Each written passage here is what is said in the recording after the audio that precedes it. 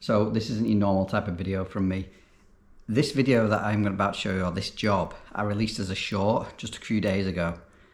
And it's the importance of don't believe everything you see on social media. I made this job out, I wouldn't have said the short form video was simple, but it all went to plan. However, in reality, it actually didn't. And I'll show you why when I show you the long form version of it. And I'll talk through what I'm doing, why, another importance of not going into the job, assuming it's going to be something and turns out it's not, and making sure you have the correct parts on you to repair the boiler. Which turns out I didn't. However, on the short form, it looks like I did.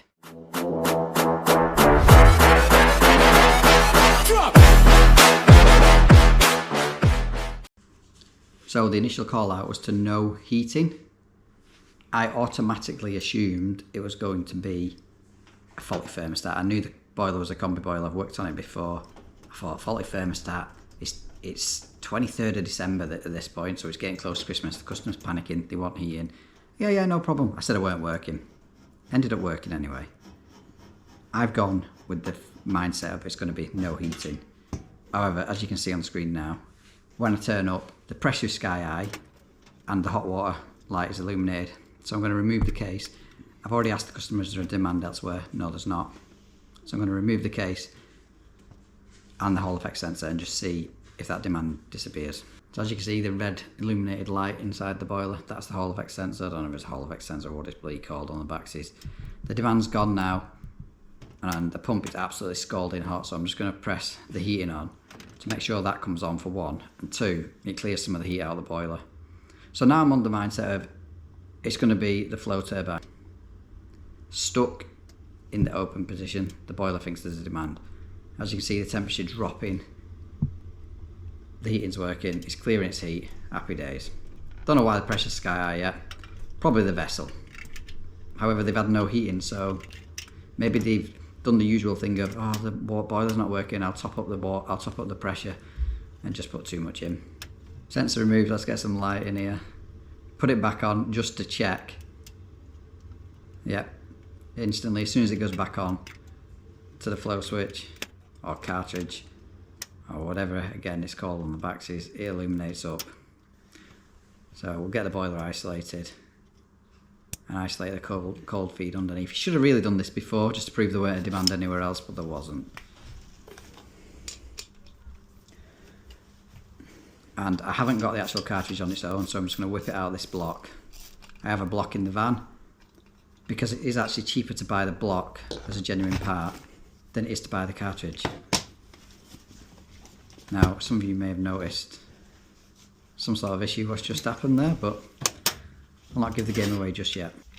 So I normally remove the nut off the bottom of the cold isolation valve to the boiler, because in my head, when I've done that in the past, most of the time the cartridge won't snap inside the block, because I think, logically I'm thinking there's a vacuum seal there. If I open the bottom nut and take that union off, air can get in, it won't snap. I don't know if there's any logic behind that or not, but that's just what I do in my head. It's the sake of a fibre washer, it's easy peasy, isn't it? Now, using the 19mm Joker spanner, I'm going to try and remove that cartridge. And this is where it goes a bit tits up. Fits perfectly on the actual socket of the cartridge on these, the 19mm spanner. However, it's stuck fast, it's proper solid. I try all sorts. I try putting a towel on it to make it a bit more comfy on my unpound my arm to try and break it off. I'm trying to hold the boiler back in case I pull it off the frigging wall. I'm holding the pump to make sure that doesn't get disturbed. It's just stuck fast. I even try hitting it with a hammer to try and crack it off. Nah, nothing.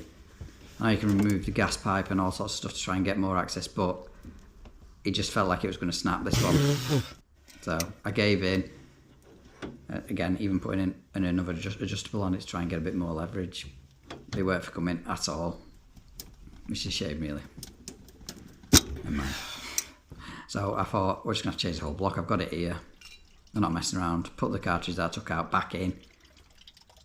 and go to replace the whole block. It helps that it just comes with washers now as well with the Baxi. Baxi didn't used to send washers, but it comes with O-rings and washers. So I went to recharge the vessel and noticed inside the case was wet and the condensate tube split, standard on a Baxi. Thankfully I got this on the van. This actually wasn't the fault, but it was going to be a fault, let's be fair. If it had filled up enough to sit on that rectification plug, then it would have locked out. So we'll swap that out whilst I'm waiting for the boiler to drain. You're better doing it from the top, not from the bottom like I attempted to. No idea why I attempted that way. Anyone would think it's the first time doing it. However, judging by some of the comments that I get on Facebook, you would believe that it was my first time doing things. Twin grips to the rescue on this one, but they don't really work doing it on the bottom connection behind the divert valve on the Baxis. I end up using normal grips.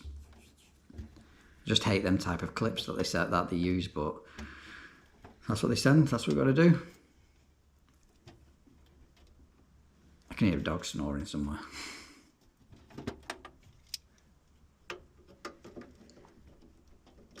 Yeah, it's a bit more difficult to get it on the bottom side, but again, on the short form video I made it look easy peasy. I just cropped all this bit out. Fuck off, man. But in reality, it didn't work out that way. It took me about 5 minutes of effing and jeffing to get this one clip on. Type of things which get edited out on a video.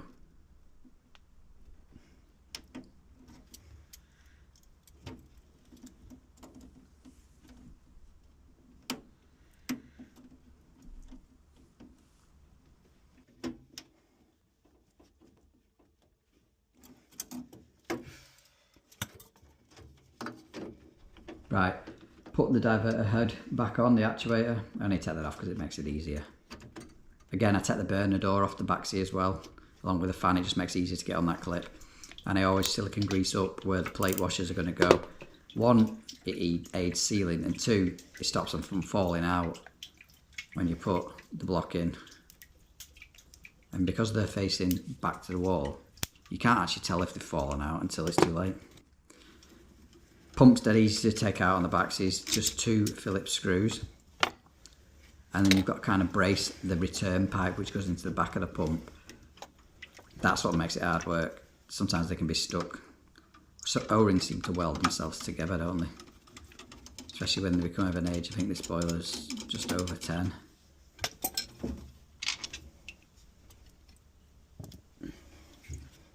Like I said, where my hand is now, my left hand, hold that pipe and just twist the pump until you manage to free it off them O-rings.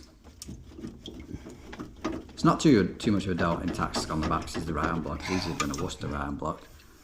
But when you think you can just change the cartridge, I'd have been in and out and home by now. Granted, it didn't snap. I do still have the cartridge. We should try and get it out of position, see what happens. But I suspected this one was highly likely of snapping.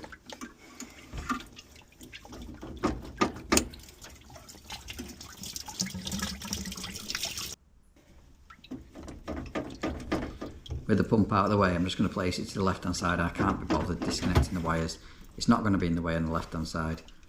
Just leave it tucked up over there. There's no point doing excessive work that you don't need to do. Do you know what I mean?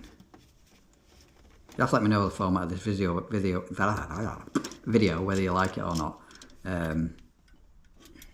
Which instead of doing a voiceover and just showing what really happens at work, instead of short form, oh, that went easy, that went nice and smooth, job. So I'm going to remove the block now. However, the plate's just gripping hold of it, so you need to slacken off the left hand side as well. In the end, albeit I didn't show it on the video because I'd lost my head at this point. Not this point, shortly after, I replaced the washers as well on the plate because it came with 4 in that Baxi right hand block. So before going, because the video's not actually going to last that much longer, the problem that I had, and I ended up ringing Baxi technical support on this one because even though I'd replaced the whole block, I was still getting that constant hot water demand, even with the cold water inlet valve shut off. It proper baffled me. Some of you may have noticed what the actual fault was. or what fault, why I still had the same fault. But I'm going to be an arsehole and save it right to the end of the video. Pressure gauge back on. I'm going to clip that Hall effect sensor back on. We'll get our pump O-rings changed and greased up and put back in. That's it, it's all back together again now. I'm going to recharge the expansion vessel, which I was supposed to do earlier. This is where my torch dies, helpful. And get the pressure topped up back in the boiler. Now watch when I turn on the boiler what happens. I've not turned on the cold isolation valve at this point.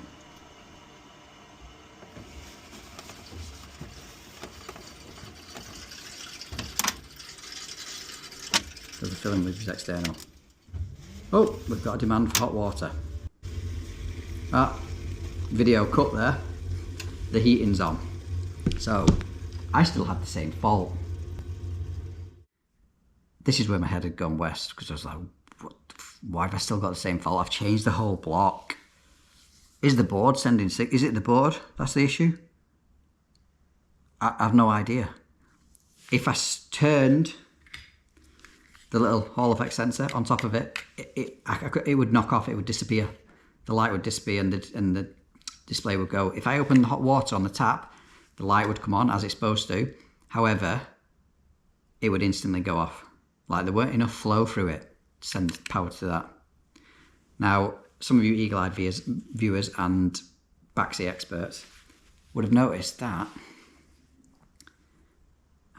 I've picked up the wrong one. There's two types of sensors on the backseat. One's for the GA range, which has a different type of Hall effect sensor on top, and one is for the HE range, or the older version like the Duotech Platinum. And the Duotech was a GA as well. There's two different types. This is one type, which was in that block, and I didn't realise at the time, and I'll just go and get type number 2. And this one is type number 2 with a spring inside. You see the difference? So that's for the GA range, and that is for the older range of Duotechs and Platinums. Other than that, the blocks are the same. There's no difference. So when I spoke to Baxter Technical, they asked me for the part number of the block I'd bought and was like, yep, it's the wrong part number. So you'll need a new cartridge. So then I had to shoot off and pick up a new cartridge, the correct one, which I paid £70 for this. 70 quid it was for that cartridge, a genuine one. Whereas the whole block was £39. You can get non-genuine cartridges, by the way, on eBay, about 12 quid. So I just didn't have one. Well, I did. I assumed I had one, but I didn't realise that it was with a block and it was the wrong one for that boiler. So in the end, we got the job done. Absolute pain in the arse, but just shows you that not everything you see on social media the job hasn't actually gone as smooth as you'd think it had. Some jobs do, but not all. And just be careful with the two different types of cartridges on the backseas. Make sure you're fitting the right one for the right boiler. Hope that helps. Hope it's been entertaining. This is going out obviously on a Thursday evening. I do have probably five episodes of a house renovation I'm on with. I have sneak peeked the house renovation last February. This is how long it's took. I've currently got left to second fix the bathroom and second fix the kitchen, and I'll finish the job. However, once I start rolling out these episodes, I want them to be week on week out basis. So it's not I throw out the first fix video, which is a good number of videos, quite involved, this job, and then 3 weeks later the second part of the first fix video goes out and whatever. I want it to be back to back episodes until the job's complete. So I've been delaying it. So in the next couple of weeks, when a video comes out and I'm wearing shorts and t-shirts and absolutely Baltic outside, it's because it was filmed last year. Anyway, that's something what's coming up on the channel. I am going to do some more tool reviews. Honest tool reviews, because that's what a lot of people have asked for, and it performed really well. So can't thank you enough for that. I know people love talking about tools. I do love tools, but I also want to share my experiences with certain tools and the fact that a lot of it isn't needed, and the ones I feel are needed, I will show you as well. So you're not going to be wasting your money, in my opinion. And on that note, don't forget to give this video a like. Consider subscribing if you haven't done already. It's absolutely free. We're on the road to try and hit 15k next. That's our next target. Ultimately, I want 100k, but that ain't ever going to happen, I don't think, unless miracles happen, which... yeah. Don't think so. Catch you on next one.